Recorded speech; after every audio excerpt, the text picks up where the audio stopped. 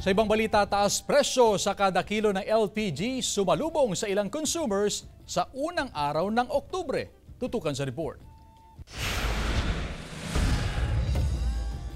Sinalubong ng taas presyo sa LPG ang ilang consumer ngayong unang araw ng Oktubre.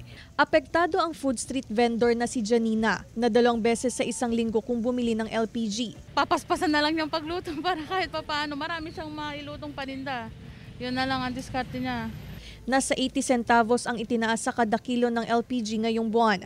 Agad na nagpatupad ng taas presyo sa LPG ang ilang dealer ngayong unang araw ng Oktubre. Ngayong bare month, tumaas daw ang demand sa LPG. Every first day of the month, hindi din namin masasabi kung increase or rollback. Pero kung minsan kasi may mga na lumalabas na sa balita na magkakaroon ng increase, usually na naman ng mga customer. Kaya a day before po, yung iba po, marami nang bumibili.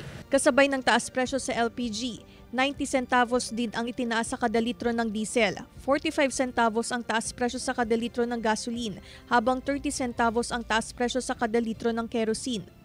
Ayon sa OIMB-DOE, nagkaroon ng taas presyo sa LPG dahil tumaas din ang contract price nito sa pandaigdigang merkado. Nararanasan din ng mataas na demand sa supply ng LPG ngayong bare months. Nagtaas talaga ang contract price ng LPG, lalo na ng buwan ng Oktubre. Ang contract price ng October is around $621.50 per metric ton. Okay. Tapos nung September, 598 lang. Kasama si Henry Dumincil, Claire Lacanilao Dungca, One North Central Luzon.